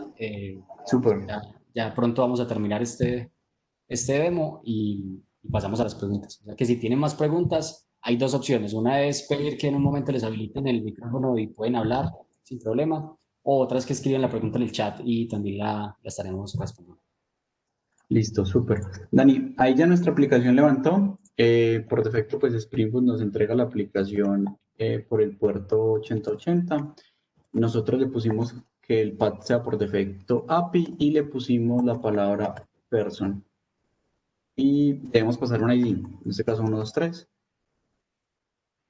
Y ahí nos respondió el ID y pues el balance está en float, entonces nos devolvió así y un status 200. Eso, yo ahí quiero resaltar algo, Santi, y es que miren que aquí estamos estamos ejecutando el flujo completo, es decir, estamos yendo por el punto de entrada REST, estamos yendo a la lógica de negocio. La lógica de negocio no depende directamente de contra quién se está consultando un servicio externo y el adaptador se está inyectando y está haciendo uso del concepto de inversión de dependencias del que les estábamos hablando para decir qué significa obtener persona. Obtener persona puede ser, como en este caso, una respuesta estática o si vamos ante el adaptador de API Service. Claro que sí. Aquí podríamos estar hablando de que getPerson lo que significa es hacer una petición con un web client a un servicio adicional o a una base de datos o a lo que sea. Y miren que únicamente el cambio corresponde al adaptador y que claramente la firma se siga garantizando, pero el adaptador es el que tiene esa responsabilidad de cambiar y no y no la lógica de negocio, ¿cierto? Entonces, ustedes crearían tantos adaptadores como lleguen a necesitar y esos adaptadores pues tienen sus propias implementaciones concretas y si cumplen con la misma interfaz, lo van a poder usar para esa misma lógica de negocio que está en esa capa central que no depende de nadie. Sí, Dani, también como para terminar. Entonces, por ejemplo, acá tenemos una implementación en una tecnología A y se deprecó, cambió, necesitamos una implementación diferente. Lo que tenemos que hacer a nivel de Driven Adapter sería añadir uno nuevo, no tenemos que modificarlo. Y acá en el build.gradle, que les decía que para mí es súper clave, hacemos ese ensamble como lo mencionaba ahora Dani de los Legos. Pues yo simplemente, ¿qué tengo que hacer? Comentar esta línea de Implementation Project Bancolombia Service y poner la nueva implementación, la que realmente va a suplir este acá, y el resto de mi aplicación no tiene por qué verse afectado. Eso es lo que ganamos implementando Eso el es muy proyecto. importante lo que está comentando Santi, quiero hacerle como énfasis ya, como decíamos, para ir cerrando, y es que miren que cambiar, o sea, que es real el concepto que hablábamos ahora de si yo quiero cambiar una implementación concreta, es descomentar o comentar una línea en un build.gradle, mi lógica de negocio queda intacta, no cambia absolutamente nada, y las firmas pues se siguen como garantizando, ¿cierto? Entonces, eso es como lo interesante acá. Con el tema que hablábamos ahora de desplegar varias unidades, yo bajo esta misma base de código podría hacer dos configuraciones distintas y cada una de ellas desplegarla por aparte, pero es la misma base de código. Entonces, eso es como el concepto interesante acá. Yo creo que ahí podemos ir cerrando, Santi, ¿o tiene algo Sí, que agregar total. para ir a las preguntas? No, total, yo creo que podemos cerrar para ya revisar las preguntas. Listo. Entonces, creo que Hilmer nos va a ayudar un poco leyendo las preguntas y ya las vamos respondiendo. Sí, por acá, ¿me escuchan? Sí, perfecto. ¿Sí? Dos preguntas, voy a hacer en una sola. Ok. Preguntan si se puede llevar el proyecto a .NET y a Node. A Node. Excelente, sí, esa pregunta es muy buena porque hay varias cosas. Lo primero es que es un proyecto open. El foco de hoy, digamos, de nosotros no es .NET porque de pronto no está como tan alineado a lo que estamos haciendo de proyectos nuevos, pero es totalmente válido para que una empresa que tenga como Stack.NET o ustedes como desarrolladores .NET se involucren e incluyan la versión .NET de este plugin. Hasta ahora está la versión Java, pero la versión .NET queda totalmente abierta para que cualquiera de ustedes se anime a construirla y de hecho en el banco creo que habría varias personas interesadas en contribuir también. En cuanto al tema de Node, ese sí lo estamos trabajando. No está todavía como al nivel de publicarlo y a nivel de uso que le estamos dando a este plugin al interior del banco, pero estamos generando una versión y trabajando en una versión de arquitectura limpia para Node.js. Tenemos cuatro preguntas más, vamos con una corta y dejamos las grandes para el final. ¿Solo funciona en Gradle, no con Maven? Listo. A Digamos, mí me gustaría como que las respuestas también empezaran a intervenir, no sé, el que quiera, Andrés, Dani, Juan, ¿quién se anima? Sí, buenas noches. Actualmente el plugin está disponible únicamente para Gradle. Creo que hay la invitación, la misma que hace Daniel, ¿cierto? Que es su proyecto open source y sería interesante que alguien contribuyera para también hacer el plugin para Maven, ¿cierto? De acuerdo. sí, Porque total. Sí, abierto. eso es lo que el banco está haciendo, entregando proyectos o tecnologías propias para el bien de la comunidad y otras empresas. Miren que la Así es. licencia es MIT, ¿cierto? Es de las más permisivas que hemos encontrado. Casi que el código es abierto, el que lo quiera usar, hacer un fork y crear su propio proyecto, contribuir a este, crearlo en otra tecnología totalmente abierto. Siguiente pregunta. ¿Cómo han abordado la implementación de arquitecturas limpias en proyectos legacy? ¿Quién se anima a responder? Andrés, Dani. Buenas noches, muchachos. Básicamente en proyectos legacy, la idea es hacer digamos, como un paso a paso, ¿cierto? No, la idea no es llegar y reconstruir pues todo de una forma como muy abrupta, sino más que todo los módulos nuevos, los proyectos legacy, aunque digamos pueden tener una cantidad de código bastante grande por toda la acumulación en su desarrollo, la idea no es seguir engordando esas bases de código, sino que sean proyectos que estén orientados a la modularidad, ¿cierto? Entonces, normalmente, más que engordar una base de código, se prefiere de pronto crear un módulo nuevo, ¿cierto? Que va a suplir esas funcionalidades nuevas y se va migrando poco a poco. Eso nos permite incluir los nuevos stacks de una forma mucho más fácil y natural. Daniel Bustamante, ¿cierto? Sí. Como tenemos público de todas las edades, si nos puede dar una definición muy corta de qué es un proyecto legacy, para de pronto ampliar la respuesta. Listo, un proyecto legacy, de pronto para los que no estamos familiarizados con el término, es un término usado para proyectos literalmente que son como heredados, ¿cierto? Legacy traduce pues legado, ¿cierto? Que traduce a un software heredado, ¿cierto? Heredado de, puede hacer relación a que no lo construimos literalmente nosotros en tiempos recientes, sino que lo heredamos, ¿cierto? Como un legado de la organización en la cual trabajamos. Entonces, a eso se refieren los proyectos legacy. Siguiente pregunta. Tú, ¿Se puede antes de que aplicar hagas la otra este? pregunta, Elmer, antes de que hagas la otra pregunta, qué pena, me gustaría dar las gracias porque yo veo que hay algunas personas que están abandonando la reunión. Darle las gracias a todas las personas que han asistido. Me imagino que van a haber muchos más eventos como este. La idea es que podamos estar en las preguntas, pero si alguien ya abandona el chat, muchas gracias por el espacio. Decía que si esta tecnología o se puede aplicar a todo framework como Play o Play Framework. Sí, como Play Framework, lo que pregunto. Creo porque lo únicamente, ¿cierto? Listo, vale, correcto. Resulta de que Clean Architecture busca no solamente ser agnóstico a la tecnología, incluyendo los frameworks. Debería poderse utilizar cualquier framework en Clean Architecture. ¿Cuál sería la invitación? El proyecto busca tener algunos, digamos así, artefactos que sí están conectados directamente con la tecnología. La invitación sería, por ejemplo, a tener esos conectores que permitan utilizar una tecnología en específico, por ejemplo, con Play Framework o con otros frameworks. Otra pregunta por acá es, ¿cómo se monetiza este proyecto? ¿O cuál es el objetivo de tener software en open source en una entidad como bancaria?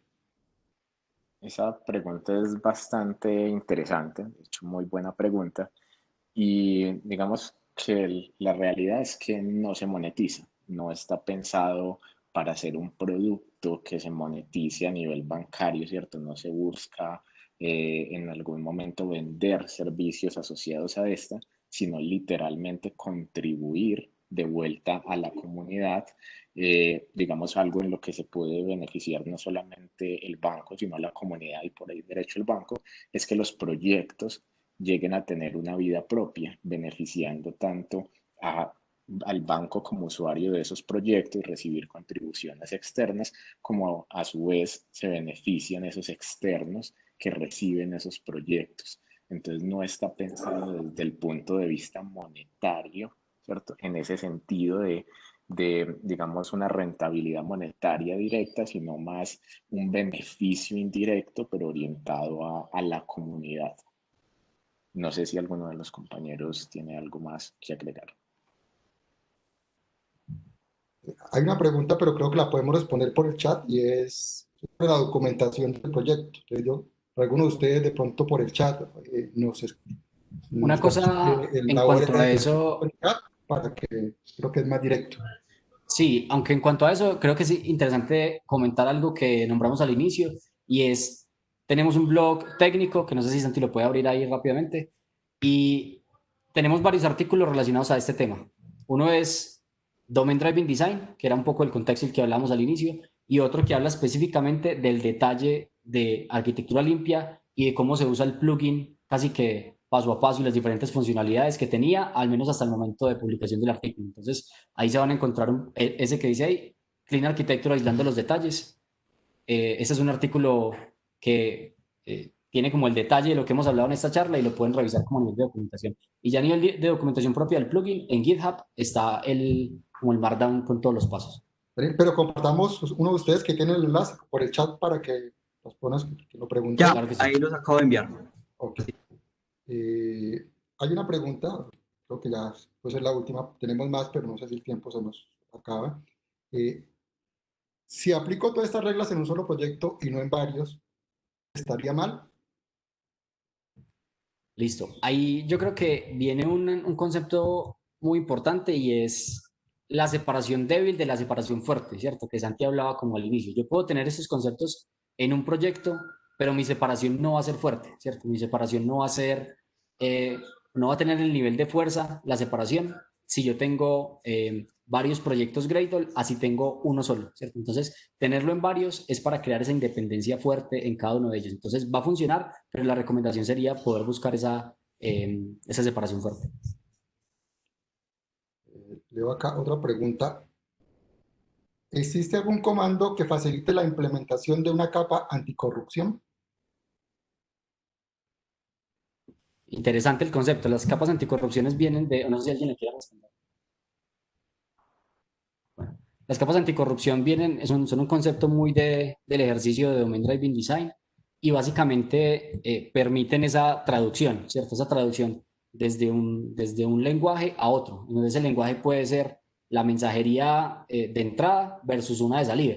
Y lo que busca es, si yo tengo un servicio o algo que consulto y tengo un core o un dominio que quiero que haga uso de ese servicio, la capa anticorrupción me permite generar como una abstracción, ¿cierto? Para que yo no tenga una dependencia directa. Pero digamos que las capas anticorrupción no necesariamente se refieren a conceptos asociados al código, ¿cierto? Pueden ser una capa intermedia de un servicio que yo utilice como intermediario para llegar a un punto. Entonces, podría hacerlo, podría convertirse como un adaptador que esté desplegado aparte, pero digamos que las capas anticorrupción también pueden hacer referencia a componentes que están externos a las aplicaciones.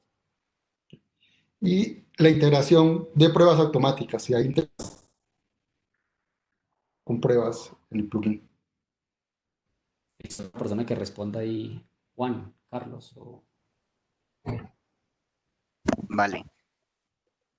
Actualmente el plugin cuenta con la generación de, digamos, solo de las tareas asociadas a la cobertura, es decir, únicamente a pruebas unitarias. Acá como tal también hay una tarea que nos genera una plantilla de un pipeline de Azure DevOps y la idea es ir generando, digamos, todas estas necesidades que ustedes nos coloquen issues en el proyecto y ya nosotros internamente pues tenemos un comité del cual también sería muy chévere que personas externas empiecen a participar y ahí ir definiendo qué cosas se van a ir agregando al plugin. Entonces es muy válido teniendo como toda esa retroalimentación y enmarcarla, digamos, allá en el repositorio de GitHub. Daniel, Yo veo, Daniel Peláez, sí, no, Peláez, que le va a hacer una pregunta, va a hacer la pregunta, pero en directo. Pero bueno, listo. yo tengo como 50 preguntas, pero entonces voy a hacer solo una. A ver, tengo una que sí me interesa un montón. ¿Hace cuánto, cuál es el proyecto más viejo que tienen ustedes en Bancolombia que fue creado usando este plugin? El proyecto más viejo. No sé si algunos de los muchachos se acuerdan, porque yo diría que hoy pueden haber unos, no sé, más de 20 proyectos que están usando este plugin. Pero el más Eso le viejo, yo creería, plantearía de pronto, Steven, es, de pronto no el nombre del proyecto porque quizás sea un tema confidencial, Sí, pero sí, más ¿hace el cuánto, tiempo. ya en tiempo, cuánto, la primera vez que usaron el plugin? bueno, listo. Una cosa de referencia es que el plugin existe hace más o menos un año, ¿cierto? Y antes de eso estábamos generando toda la base para poder crear el plugin, ¿cierto? Es decir, que los proyectos con arquitectura limpia, yo diría que se están usando hace, no sé, año y medio. ¿Qué dicen los muchachos? Y yo pensaría que más o menos o incluso un poco más. Listo, excelente. Ahora, la pregunta va es a ¿qué tanto evoluciona esa primera estructura de proyectos apenas generas el proyecto con la arquitectura actual de ellos? O sea, ¿cuál es la diferencia? ¿Qué excepciones encontraron de que, uy, esto no me aplicó con base en lo que generé, me tocó cambiarlo, o esto no tiene sentido acá, necesito evolucionarlo a otro tipo de arquitectura, etcétera? No sé si conozcan eso. Sí, por ejemplo, cuando la aplicación no cuenta con mucha lógica de negocio, uno empieza a darse cuenta que de pronto hay partes de la aplicación que empiezan a quedar como muy anémicas, ¿cierto? Como muy, sí, como muy anémicas creo que sería el concepto. Entonces, yo creo que dentro de los casos de uso que comentábamos, usar arquitectura limpia ha sido muy útil cuando yo tengo varios adaptadores, varios puntos de entrada, varios puntos de salida. Pero cuando nos encontramos con una aplicación que de pronto no cumple ese requerimiento, o simplemente su lógica de dominio es casi nula porque es casi que lo que estamos construyendo es un adaptador, probablemente arquitectura limpia no sea un enfoque que yo utilice en ese caso, ¿cierto? Si lo único que yo hago es un adaptador o una librería que voy a estar usando en otros componentes, probablemente haya otras arquitecturas que sean más útiles y que de pronto no generen los N componentes que tiene la arquitectura limpia para usar solamente un drive and adapter, ¿cierto? Con eso nos Vale, hemos pero encontrado. vale, listo. Chévere. Tengo más, no sé cómo estamos de tiempo, Gilmer. Yo creo que estamos cortos, Daniel. Yo creo que Listo, hago una pregunta y cerramos. Déjame elijo una buena. ¿Cómo manejan ustedes el concepto de refactor en sus equipos? ¿Ustedes hacen un refactor continuo, evolucionan la arquitectura conforme van pasando las semanas o con la arquitectura inicial es con la que siguen adelante hasta el final de los tiempos? Muy válida. Ahí invito como a Dani Bustamante que le responda, o para no responderla yo todas. Vale. Listo, el concepto de refactor para nosotros es muy importante en el banco porque representa la mejora continua en la calidad del código. El proceso de refactor tratamos de que se lance uno continuamente y dos de pronto en algunos espacios como code reviews que estamos tratando de hacer periódicamente, incentivando a que los mismos equipos hagan code reviews de forma periódica. De ahí salen cantidad de refactor, renombramientos de clases, de métodos, variables, organización del código a que esté orientado al código limpio, un concepto muy importante más allá de la arquitectura limpia. Digo yo que fundamental es el de código limpio, ¿cierto? La arquitectura limpia avanza con el código limpio a un nivel más estructural, pero el código limpio es el cómo se escribe y eso da pie a muchos, digamos, a muchos ejercicios de refactor y a un refactor continuo. Algo muy interesante de la arquitectura limpia es que de hecho facilita o incluso disminuye, pues como ya lo vieron, disminuye el acoplamiento fuerte, entonces permite hacer cambios a nivel estructural, a nivel de tecnologías, sin impactar el dominio, que es lo que realmente pretende la arquitectura limpia, proteger el dominio de cambios mucho más volátiles que se den a nivel tecnológico. Entonces se pueden llegar incluso a refactos tales como, cambié la base de datos, antes manejaba, no sé, Mongo, ahora estoy manejando Dynamo o viceversa, sin impactar el código, sino solo a nivel de cómo estructuro las dependencias. No sé si eso responde a tu pregunta. Sí, está buenísimo, está buenísimo. Ya, eso es. la última pregunta acá es César. Déjame está larga para leerla. ¿Sería válido manchar el dominio solo con Java Inject para no tener que configurar los bin en el caso de tener muchos servicios y en algunos casos se tienen servicios que se implementan en el dominio porque no tienen nada de servicios externos? César, no sé si quieres, le ponemos al aire y explicas un poco mejor la pregunta. César, no sé si me pueden colaborar y le dan César Muñoz y le dan micrófono, por favor. César Muñoz. Listo, César, puedes hablarnos. Aló, sí, aló, ahí me escuché. Sí. Perfecto, César. César, sí, te escuchamos. No, pues mi duda era porque pues en el dominio veo pues que pues a veces pueden haber, digamos, muchos servicios y no siempre uno, digamos, que crea una implementación concreta de una base de datos o de un disco de algo. Pues a veces uno crea un servicio y queda su funcionalidad ahí. Entonces, y pueden haber muchos ahí en el dominio. Mi pregunta es como para no tener que en la aplicación ir a configurar cada bin, no se puede como poner el Spring Contest o el JavaX Inject, pues para ponerle la anotación y que los inject pues automático. Pues mi pregunta es más que todo por eso. Como Pero si cuando se hablas, puede César, de manchar. servicios, cuando habla de servicios, está hablando de servicios, es decir, de servicios externos que usted está consumiendo o de servicios a nivel de dominio. No, servicios a nivel de dominio. Como Esa lógica de O negocio. sea, lógica de negocio. Ajá, eso. Y no tener Dani, que estar uno creando bin, sino que uno pues le pone, digamos, pues con la ayuda de, digamos, de la Yo, librería, pues ya se inyecta ahí el servicio. yo te entiendo tu pregunta, está muy buena. Resulta que, claro, tú podrías añadir el contexto de Spring a nivel de los diferentes casos de uso y le pones la anotación y finalmente él me va a crear automáticamente el bin.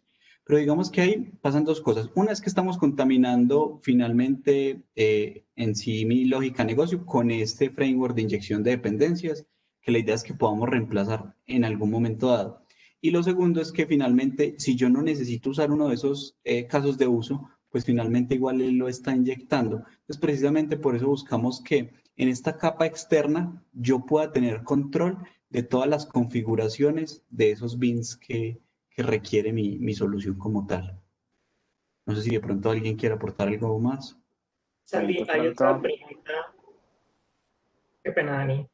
Santi, dale, Andrés. hay otra pregunta que está relacionada un poco con lo que estás comentando y es que alguien pregunta es cómo se ve reflejado en el código la inyección de dependencias y la inversión, más que la inyección, la inversión de dependencias. No sé si puedes comentar esa Sí. parte para, digamos, demostrar también cómo queda el código agnóstico a la tecnología y al framework. Listo, perfecto. Entonces, si quieren acá, les muestro, voy a cerrar esto acá y me voy de nuevo al dominio. El dominio, vamos al modelo, perdón, al caso de uso. Y acá está, el caso de uso, ¿cierto? Miren que yo acá estoy declarando una interfaz. Eso es una interfaz y yo estoy usando la interfaz.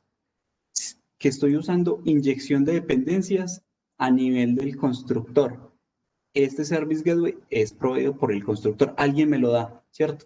Pero a nivel de inversión de dependencias, pues alguien tiene que implementar esta interfaz. Esa interfaz es implementada a nivel del Driven Adapter que teníamos por acá. Finalmente, este está implementando la interfaz de Person Service y se está creando un bin de tipo API Service que finalmente es el que estamos dando por acá, en este config que nos preguntaba el compañero, perdón, acá no, en application. Acá, en config, yo estoy recibiendo este person service, el cual viene de esta notación service, como tal. Entonces, digamos que ahí nosotros, en el caso de uso, estamos usando el puerto o la interfaz, ¿cierto? Y ya el framework de inyección de dependencias, que sería Spring, pues nos va a dar esta implementación concreta. Nosotros nunca la conocemos, pero en sí cuando construimos el artefacto, pues él me la está entregando acá. Y para complementar también un poco esa, pues la respuesta a esa pregunta que es muy interesante, es también para aclarar que, por ejemplo, solamente lo que se declara como beans, pues normalmente se pueden otras cosas, pero ya sería por otras decisiones, ¿cierto? Por mayor control, son normalmente los use case. Los use case, acordémonos que representan en su sentido, entre comillas, tradicional del término, no sé si los que recuerdan UML, la definición de use case es la definición de una interacción del sistema con un actor externo, ¿cierto? Ya sea que el actor es un sistema o es una persona, ¿cierto? Resulta que si el sistema como tal tiene una cantidad exagerada de use case, o tiene una cantidad muy grande de use case, ahí deberíamos de pronto replantearnos si no estamos construyendo un monolito, ¿cierto? Porque el enfoque que deberíamos adoptar es un enfoque de una separación por dominios, ¿cierto? Guiada por un ejercicio adecuado de Domain Driven Design que nos lleve no a tener monolitos donde tenemos una cantidad exagerada de use case, sino tener un conjunto de use case correlacionados que normalmente no serían de pronto una cantidad muy exagerada. Lo otro es que los use cases de por sí ya tienen una inyección de dependencias por constructor. Entonces, de hecho, no requerirían incluso a futuro tener una arroba inject, porque la arroba inject lo que serviría es para poder inyectar en las dependencias directamente al campo de la clase a través de reflection. Pero eso es una práctica que sí ha ido de pronto desincentivando en el tiempo. El mismo Spring, pues el mismo equipo de Spring Framework incentiva y recomienda que se hagan inyecciones por constructor y no a través del uso de anotaciones como inject o autowire, que serían las que funcionarían en Spring. Las dos últimas preguntas que tengo acá es, ¿se puede migrar a un proyecto existente o solo aplica para proyectos nuevos?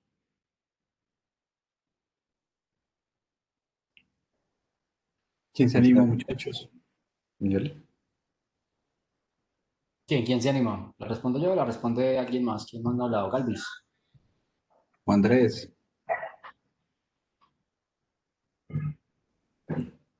Muchachos, digamos que es posible aplicarlo a un proyecto existente. Como lo comentó Daniel Bustamante en su momento, es un proceso de que es ser iterativo. El plugin facilita adquirir este tipo de arquitecturas en las aplicaciones independientemente si ya han sido implementadas o no. Y la última pregunta de Ricardo Paredes. ¿Se debe conocer principios SOLID para entender bien una Clean Architecture? Es más como una afirmación, ¿no? ¿O es una Ah, pregunta? no sé, pues yo, pues no tiene signo de pregunta, pero como en español a veces Sí, lo vea, ponemos. que es más como una afirmación, ¿cierto? Mira, Y y claro, sí, es de acuerdo, ¿cierto? La idea es que esté totalmente alineado con los principios de Solid de acuerdo. Hay un concepto importante ahí que viene y es el de inversión de dependencias que nos habla Solid y se ve reflejado casi que en todos los proyectos de Clean Architecture. Ok. Gilmer, hacer como una invitación final y era, lo comentamos al inicio, pero ese es un proyecto open source, esperamos que muchas personas se involucren, que intenten crear issues, contribuir, reportando issues, es una forma de contribuir, identificando problemas que puedan llegar a identificar del uso, creando nuevas características, proponiendo nuevos temas, o en caso de que de pronto no lo estén usando en el momento, no estén interesados en contribuir por alguna razón, creo que si nos dan una estrella en GitHub, nos ayudan a que este proyecto cada vez sea un poco más reconocido y que siga creciendo en el tiempo y creciendo su cantidad de contribuidores, que es como el objetivo final de todo esto. Y también invitarlos a que así lean el es. blog técnico del banco, que hacemos, como les decía al inicio, 3 publicaciones mensuales, donde contamos temas de cómo estamos haciendo en el banco las cosas.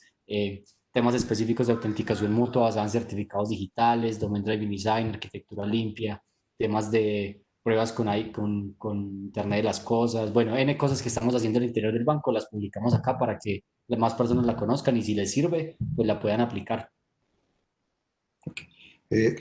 Por parte, los últimos anuncios de parte nuestra, de Medellín Yo, en 2 o 3 semanas tenemos un nuevo encuentro, una serie que estamos trabajando para mejorar los conocimientos y habilidades de programación Java, básicamente en la JDK.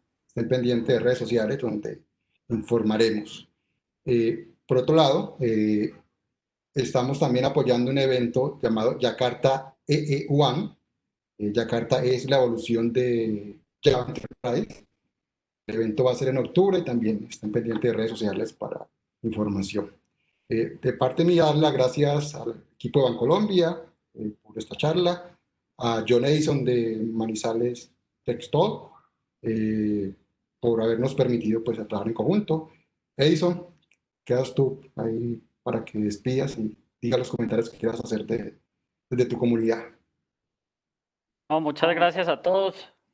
También agradecerle a las personas de Bancolombia, a Daniel, a Santiago, a Andrés, a todos que en realidad generan este tipo de espacios y el conocimiento que se llevan las personas es bastante. También en Manizales Tech Talk seguimos creando comunidad en estos momentos pues de forma virtual. El próximo sábado tendremos un meetup de IoT, entonces los esperamos por allá. Esperamos que califiquen el evento en meetup también para poder tener sus comentarios. Un gusto estar acá y seguiremos en contacto. Entonces, muchas gracias entonces. Creo que Gracias a todos. Muchas gracias, muchachos, por toda la Gracias. Gracias. Hasta luego. Hasta luego, gracias. Chao. Gracias a todos por asistir, que estén bien. Hasta luego. Hasta luego.